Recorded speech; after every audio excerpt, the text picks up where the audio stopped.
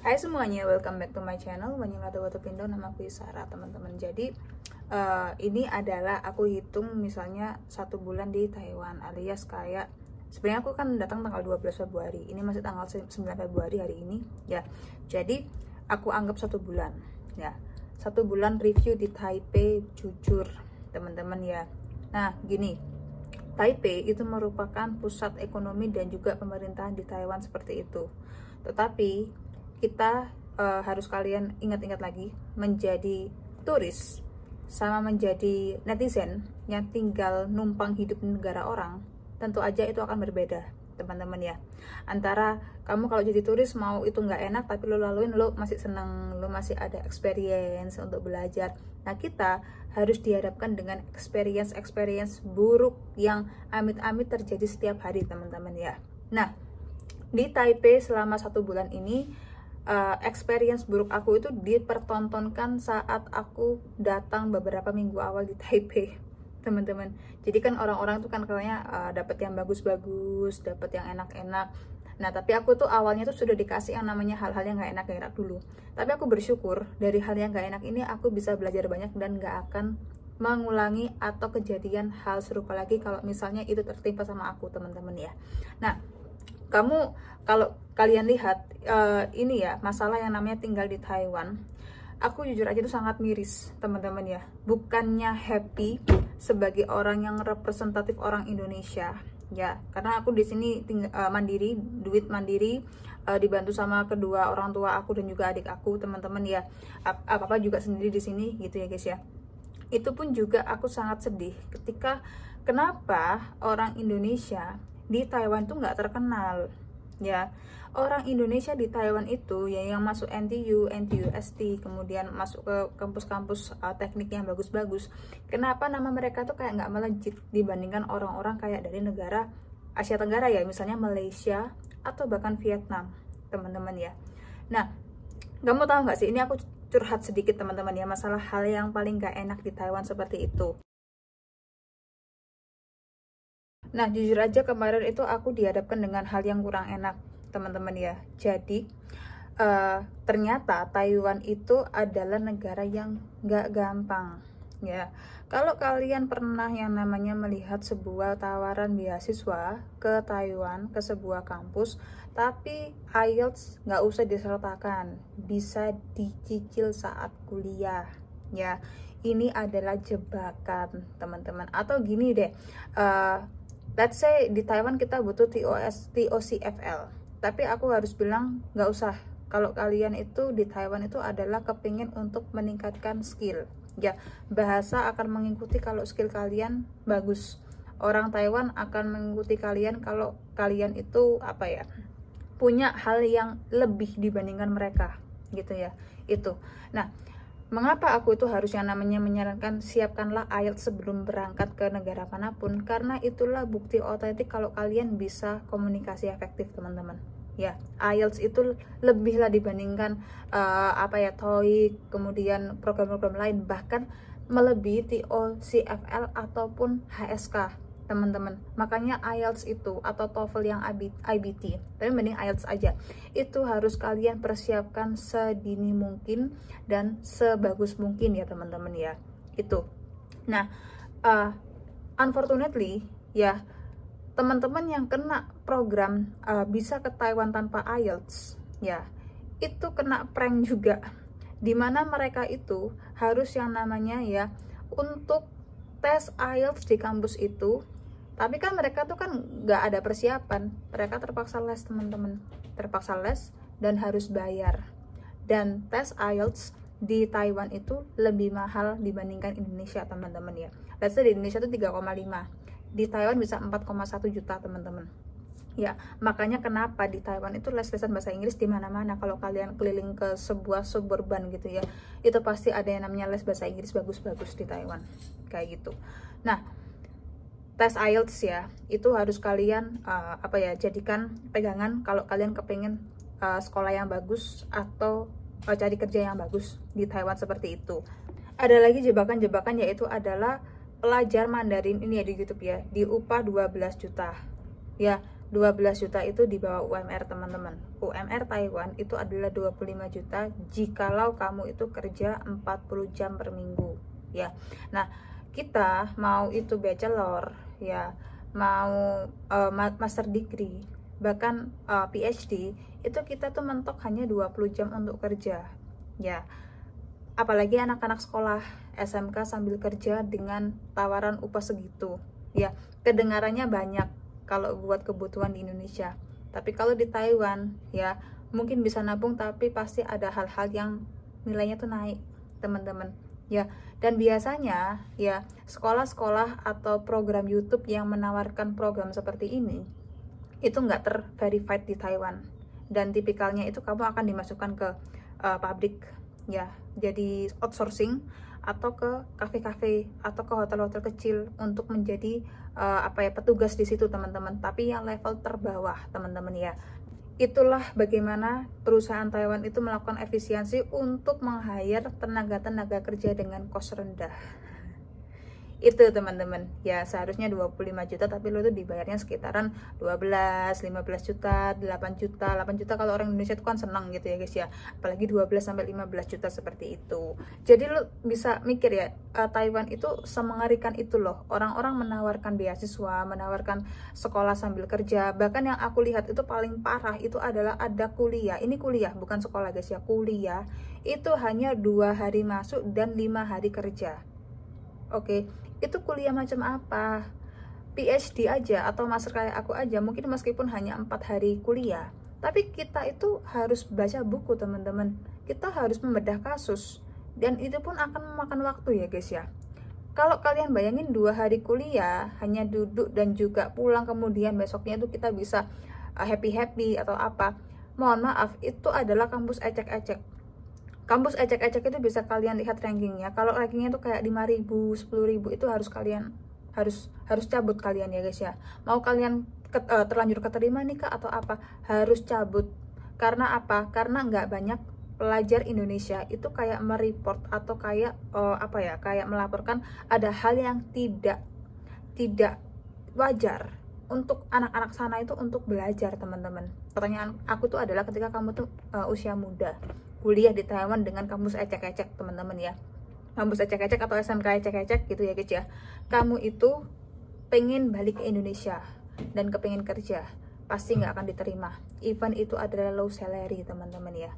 Nah, mengapa riset kampus itu penting ketimbang kamu itu ikut agent pasti akan yang namanya kamu dikotakkan, kamu diprogram untuk yang namanya masuk ke sekolah sesuai dengan agent itu kerjasama sama sekolah apa gitu loh.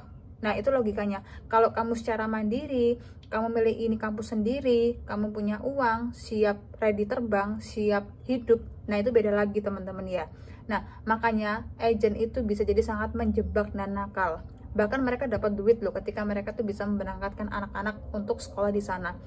Dan agent-agent ini itu pastinya akan cari anak-anak yang dari daerah mana, daerah yang nggak punya teman-teman, daerah-daerah yang di luar perkotaan besar kayak Jakarta, Surabaya gitu ya guys ya, daerah-daerah luar pulau Indonesia yang kurang baik lah gitu lah ya guys ya. Nah, itu adalah mangsa besar bagi beberapa sekolah-sekolah yang tidak laku di Taiwan, dan kebanyakan emang adalah sekolah swasta. Nggak semua sekolah swasta itu nggak bagus ya. Misalnya Asia University di Taichung itu bagus ya, one of the most beautiful university in Taichung kayak gitu. Sama sekolahku Mingchuan ya, IBT itu international business rate-nya tuh pelajarannya cukup bagus teman-teman, aku rekomendasikan di situ ya. Tapi yang terlebih lagi itu adalah kalian kalau menjadi pelajar harus yang namanya menyertakan ada ARC, NHI, sama kartu pelajar, sama paspor harus kamu bawa kemana-mana. Jangan pernah paspor itu kamu tinggal di kos-kosan, even though itu ya tempat teraman kamu, tapi kita nggak tahu di dalam kamar itu orang itu hatinya gimana gitu ya. Nah, pokoknya NHI atau insurance sama ARC itu adalah bukti kamu diterima untuk ngapa-ngapain di Taiwan seperti itu. Tapi dalam dalam payung apa? Payung pelajar atau payung company ya guys ya. Seperti itu. Nah, ya jujur kalau aku boleh bilang NHI sama ARC pelajar SMK itu ternyata adalah untuk kalian full sekolah, bukan untuk kerja teman-teman ya. Setahu aku part-time-nya Taiwan anak-anak SMA SMK itu, yang anak lokal Taiwan itu, mereka itu melakukan itu hanya karena hobi, hanya karena kesenangan. Gimana sih kayak kerja di bubble tea, di boba tea gitu ya, di warung boba tea itu seperti apa sih, kerja di bakery seperti apa sih. Sometimes aku melihat itu hanya kegabutan mereka aja. Tapi untuk pelajar Indonesia, karena mereka tuh kalau aku lihat butuh uang ya, aku lihat itu dipush orang tuanya biar kamu punya pengalaman, biar kamu itu punya tahu Taiwan itu seperti apa gitu ya. Itu malah banyak beberapa agen nakal yang ngepush mereka untuk dipaksa jadi tenaga outsource teman-teman ya. Makanya kenapa kamu harus yang namanya pintar-pintar cari SMA atau SMK yang bagus di Taiwan seperti itu. Dan kalau bisa carilah agen yang bagus. Jangan agen-agen yang abal-abal teman-teman, yang sekolahnya itu sangat questionable dan tipikal sekolahnya itu adalah nggak layak ya guys ya. Bahkan mirisnya itu ya, nggak anak SMK, nggak beberapa anak-anak kuliah yang tidak tersortir ke kampus-kampus bagus di Taiwan itu nggak bisa ngomong bahasa Inggris teman-teman ya. Inilah yang ngebuat beberapa mahasiswa Indonesia itu banyak yang kena prank sama orang-orang lokal Taiwan. Contoh ya, orang lokal Taiwan ini kamu ketemu sama tipikalnya mereka tuh SDM-nya rendah, SDM-nya buruk gitu ya, nggak suka orang asing, nggak suka sama orang yang kelihatan seperti Asia Tenggara kayak gitu, lo dirasisin teman-teman. Atau bahkan kamu ditipu ya, harga dormitory kamu tinggiin gitu ya guys ya, kamu dikasih dormitory yang super duper jelek, super duper kumal seperti itu. Nah kamu juga akan kayak contohnya kayak aku ya, sama teman-teman aku itu beli di salah satu minimarket di Taiwan, kita hanya beli roti aja. Aku 2 roti itu yang seharusnya itu beli 90 NTD, itu kena 130 NTD. Aku sempet sadar itu ketika aku makan di dormitory apartemen ini aku ya teman-teman. Nah, karena kalau di Taiwan itu ya ada yang namanya barcode seperti ini jangan dibuang. Kalau kalian ngerasa ada yang something wrong dengan transaksi kemarin ya, bisa kalian kalau kalian tunjukkan ke kasir ada yang salah, seharusnya dikembalikan tuh duit. Nah, kebanyakan orang Taiwan itu nggak bisa bahasa Inggris kalau yang SDM-nya rendah teman-teman ya. Sekali lagi, kalau kalian kena nggak baiknya tuh kena orang-orang yang kurang terhadap komunikasi yang baik sama orang asing ya, itu lo pasti akan dikerjain ya. Dan lo tahu nggak sih ya, ketika aku menyodorkan itu kertas ya, mereka itu karena aku dikirain tidak bisa bahasa Mandarin, dia itu seolah-olah, lo emang ini udah bener dari awal, lo tuh harus bayar segini. Akhirnya gue bahas dengan bahasa Mandarin teman-teman ya. Di Taipei kamu harus bisa Mandarin, minimal sama lokal kamu bisa yang namanya menjawab pertanyaan yang basic, menjawab hal-hal yang bagus teman-teman ya, berkualitas. Disitulah kamu bisa survive. Nah kalau kamu mau bicara bahasa Inggris, kemudian kamu kurang dalam menanggapi orang-orang bermasalah, ya tentu aja nggak akan bagus untuk nanti akan kemana gitu ya guys ya. Pada akhirnya lo akan pasrah, lo akan di scam seperti itu. Termasuk apa ya, nggak cuma di minimarket aja, tapi juga di pedagang buah, pedagang kecil yang bukan di street market gitu ya. Street market kalau bermasalah di foto lo bisa tunjukkan ke polisi atau tunjukkan ke sosial media, ada pengaduannya. Tapi kalau kamu di tempat-tempat yang sepi, misal depannya dormitory aku atau apa, nah itu kamu harus hati-hati teman-teman. Jadi bicaralah bahasa Mandarin yang benar seperti itu. Nah gen yang nakal-nakal ini tuh nggak mempersiapkan anak-anaknya itu belajar Mandarin dan bahasa Inggris, langsung cus berangkat aja ya. Mentok-mentok mereka itu dijadikan apa teman-teman, pekerjaan paling bawah. Jadi di dormitory aku itu kan ada cleaning service ya. Nah cleaning service di sini aja bayarannya itu sekitaran ya, kalau aku nggak salah dengar itu adalah 19.000 NTD ya. 19.000 NTD itu berarti berapa, 23 juta kayak gitu. Nah lo tuh di bawah mereka teman-teman ya. Oke lah, katakanlah ibu-ibu ini tuh bersihin kamar kita gitu ya, karena kita juga bayar ya. Tapi apa bedanya sama kita bersihin kamar kita sendiri gitu loh guys.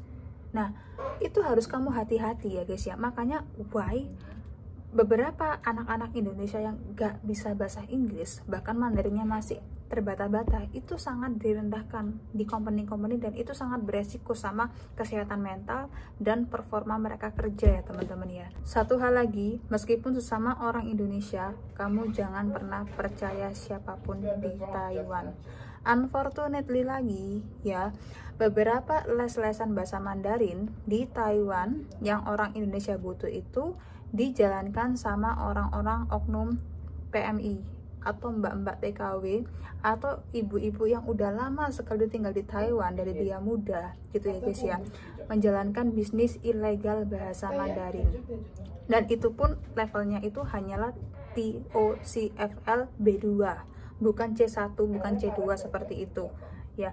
Jadi ini ada oknum ibu-ibu yang kebanyakan adalah muridnya mbak-mbak TKI TKW ya.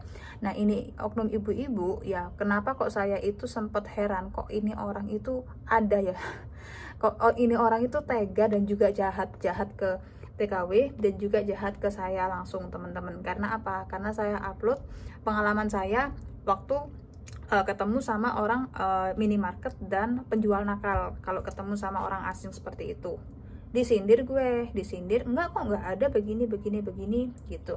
Saya bilang ada kok Bu, tapi kenapa yang diserang itu adalah TKI TKW-nya yang nyerang aku, murid-muridnya. Jadi ini guru bahasa Mandarin ya, nggak punya izin untuk ngajar, nggak punya company. Ingat ya, kalau kalian les bahasa apapun di Taiwan itu harus punya gedung dan izin teman-teman ya. Nah mbak-mbak TKI TKW ini yang sudah bayar ke dia, diajarin, dan disuruhlah mereka tuh nyerang gue teman-teman ya. Kok ada ya guru bahasa Mandarin nyuruh anak didiknya itu membuli ya, berarti apa? Ada yang salah sama yang namanya pelajaran bahasa Mandarin ini. Nah inilah agen-agen nakal, dan yakin banget kamu nggak akan dapat sertifikat apapun dari ini ibu.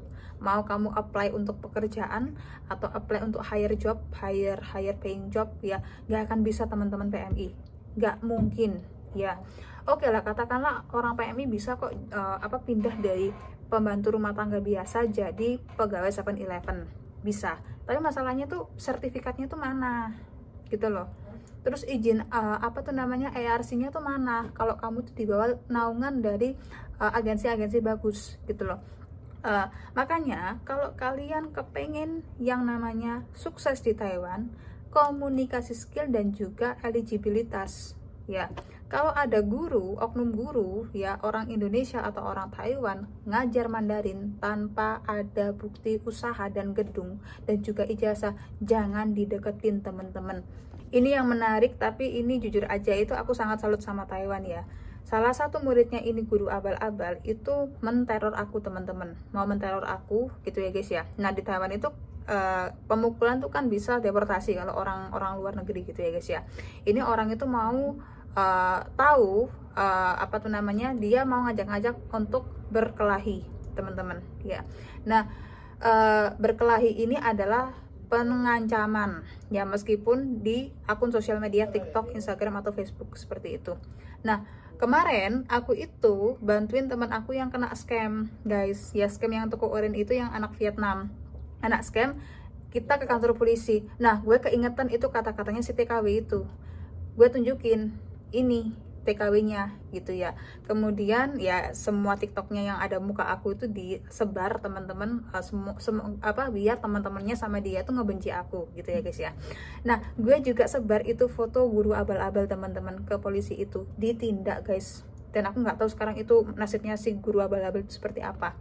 Dan mereka bilang ya emang TKW seperti itu, gue juga punya TKW kok, kenapa lo ladenin gitu ya. Tapi kalau misalnya kamu bisa melaporkan ini guru, ya thank you kak gitu ya, thank you ya gitu. Mereka tuh bilang seperti itu si polisinya. Itu sedih banget gue denger itu guys. Gue sih sedikit ada rasa tenang ya untuk ngelaporin orang seperti ini ya guys ya. Membuat hidup gak tenang, membuat menyuruh orang-orang itu untuk membuli saya gitu ya. Tapi yang paling miris tuh adalah mereka bilang dari dulu dari dulu orang-orang Indonesia yang tasau, pembantu rumah tangga itu kayak gitu, attitude-nya jelek, problematik, dan kalau ada masalah pasti runyam kayak gitu. Dan mereka tuh bilang orang-orangnya itu random gitu loh. ya aku sangat sedih dong. Bagaimanapun mau gimana pun rasnya atau lingkungannya, Indonesia tetaplah adalah representasi negara saya lahir di Indonesia. Dan kenapa kok nama Indonesia itu sangat jelek sekali? Itu gimana kita bisa mempromosikan tempat kita? Misal ada tanah nih, gue jual ke seorang investor Taiwan gitu ya guys ya, bikin pabrik di sana gitu ya. Itu kan tambah susah kalau ngelihat bagaimana nanti kita hire buruh di Indonesia, bagaimana nanti kita itu akan terapkan hukum Taiwan di Indonesia, hukum pekerjaan gitu ya guys ya. Itu gimana gitu loh. Makanya teman-teman PMI atau Taiwan ya, jangan pernah kalian itu percaya sosial media. Jangan pernah kalian itu ke sebuah lembaga ya, cuman karena dia viral, cuman karena dia terkenal, cuman karena followernya banyak, kalian tuh percaya orang-orang seperti itu. Jadi gotong royongnya yang katanya si Pak Guru Gembul ya, di episode setahu aku 847 tentang yang orang Indonesia itu menormalisasi atau menghalalkan penjarahan karena mentalnya miskin. Mental miskin, mau ngapain aja mau ya, mau suruh orang seperti ini mau gitu ya guys ya. Kamu mau bahasa Mandarinmu bagus, nggak akan kepake teman-teman. Aku aja nanti hire orang TKI atau PMI jadi tim aku di Taiwan atau tim aku di Indonesia, nggak akan pakai orang-orang seperti ini meskipun mereka bahasa Mandarinnya bagus. Sayang kan? Makanya kenapa orang pintar bisa nggak laku, karena attitude mereka. Nah, itulah bagaimana kamu harus menghadapi orang-orang di Taiwan. Taipei loh ini, Taipei kota besar ya guys ya. Aku tinggal di Xinpei gitu ya. Apalagi di luar Taipei. Seperti itu. Nah, jadi gimana menurut kamu, teman-teman? Itu sangat miris banget karena perilaku orang Indonesia ya. Lower kelasnya mereka sangat buruk, berdampak ke upper kelasnya orang Indonesia yang kurang di welcome di sini. Lo harus tahu teman-teman, mana makanan Indonesia yang terkenal di sini? Gado-gado mana? Kemudian yang bikin kue enak, nasi goreng Indonesia mana? Mie goreng Indonesia mana? Di sini yang terkenal tuh cuman apa? Thai food sama Vietnamese food, sama Korean food gitu loh. Ya, Jepang masih ada korelasinya, tapi Asia Tenggara tuh kalau nggak Thailand ya Vietnamese food gitu loh. Padahal orang Indonesia di sini juga banyak yang pintar, banyak yang kaya raya. Kenapa kok yang terkenal cuma dua ini aja? Karena males kalau sama orang Indonesia dibikinin makanan pasti kotor. Why? Padahal PMI Indonesia itu banyak teman-teman. Karena apa? Attitude ya. Even though profesor aku itu bilang mereka sampai ganti 6 kali PMI hanya karena attitude teman-teman, atau mungkin kontrak kerja ya. Jadi teman-teman Indonesia yang di Taipei, hati-hati dengan agen-agen dan juga guru-guru abal-abal bahasa Mandarin di Taiwan, karena dia akan ajak-ajak kamu untuk tinggal di sini, sekolah di tempat yang buruk, jelek, abal-abal teman-teman ya. Sama kamu mungkin akan ditaruh di pekerjaan yang nggak kamu inginkan. Bilangnya enrichment atau experience, ternyata lu dimanfaatin bertahun-tahun teman-teman ya. Atau kamu ini dikenalkan sama orang-orang nggak jelas di Taiwan, bahkan ke dunia underworld ya, dunia kejahatan, TPPO, kemudian kayak kayak inilah usaha ilegal gitu ya. Kemudian bahkan yang aku tahu itu ya, mbak-mbak TKI TKW ini jadi istri simpanannya pria Taiwan, berkedok les bahasa Mandarin. Lu dikenal-kenalin teman-teman sama orang-orang yang mungkin udah nggak laku di Taiwan, udah nggak laku nikah, udah dianya itu attitude-nya buruk ya, ketemu sama perempuan Taiwan yang tipikalnya itu suka nyiksa perempuan gitu ya. Atau emas-emas yang mau kondo, yang nggak punya duit, nggak tahu gimana caranya, pengen dapatnya istri orang Indonesia kayak gitu. Nah itu kan bahaya teman-teman ya. Jadi gimana menurut kamu ya? Semoga kamu sangat amat hidupnya enak di Taiwan. Hidup enak di Taiwan tuh gampang. Satu, carilah orang yang benar, carilah orang yang baik ya. Kalau misalnya kamu di sini nggak ada pekerjaan, ya udah sekolah lagi aja kayak aku teman-teman ya. Ya udah kamu berkumpul sama orang-orang yang punya ilmu gitu ya. Itu lebih aman kok dibandingkan kamu tuh harus yang namanya ke orang-orang yang nggak jelas, ditaruh di penampungan mana, diforsir bahasa Inggris, bahasa Mandarin, diforsir kerja, forsir sekolah ya, hanya untuk ya ini kamu, hanya untuk kehidupan sehari-hari kamu. Apa kamu mau seperti itu? Ya hidup seperti itu teman-teman ya. Nah, sekian, thank you semua udah nonton YouTube aku ya. Karena kegemesan aku kenapa kok ada guru bahasa Mandarin sama agen tuh nakal jual beli bahasa Mandarin hanya untuk namanya dapat kepala, jual kepala ke sekolah-sekolah nggak berkualitas atau company nggak berkualitas seperti itu di Taiwan. Why gitu loh, kamu saling mencelakakan orang Indonesia teman-teman hanya untuk duit. Jadi itu aja, thank you. Kesel aku lihat mental orang Indonesia seperti itu. See you later, bye bye and 再见